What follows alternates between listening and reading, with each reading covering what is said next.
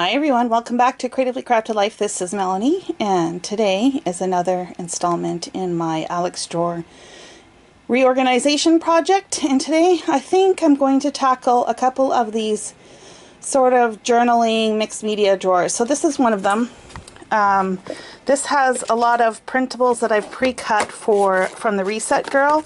And to be honest, I like the idea of these bins, but look at how much wasted space there is.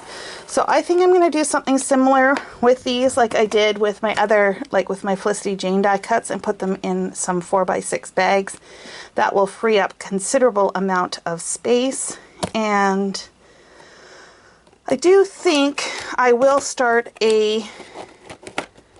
well, I don't know, because it's kind of here's my problem. I kind of think of art journaling, mixed media, journaling, all of those things as kind of the same activity, because I use a lot of the similar products for them. So I have these cut aparts, but I've got other mixed media stuff, etc., etc. So I have no idea where that's all going to play out in the long run, but I do want to empty this drawer. What I am going to do is I'm going to convert this, pull this out, and hold it with all the other mixed media stuff that I have to sort out. And I think I had a drawer over here called Bible Journaling, which has really nothing in it other than these little pom-poms.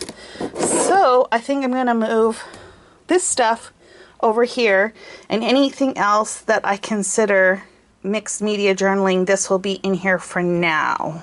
Yeah, if it's smallish, because obviously I've got piles of other stuff. That's just one side. I got more piles over there. So that's that. I have this drawer here, which I was keeping for making traveler's notebooks, but you guys, if you've been following along, you know I have a ton of those. I do not need to be making any, so I need to find a home for this, or another purpose for this, or I need to let this go. And over here are more projects, so I'm going to pull those out. I started a bin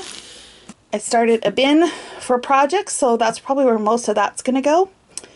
And then, excuse the mess, what I want to do is come down here and take my wood veneer and move it up taller, or move it up to the top shelf, as well as my sequins. And we're going to deal with this bin another day, or this drawer another day. So these two are going up. We're going to empty, empty, empty. Okay.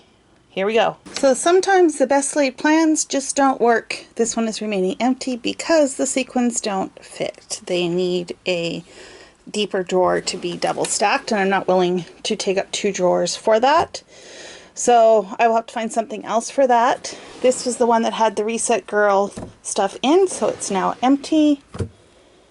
And over here I have my buttons and some of these not pearls, like gemstones. And then I had this container in there before, and I had 2 other ones over in my Tim Holtz cart, so I moved those over here. Makes sense, likely going to use it for similar items, and it doesn't shift too much, so I'm happy with that. And then the Reset Girl stuff went down in this one here for now.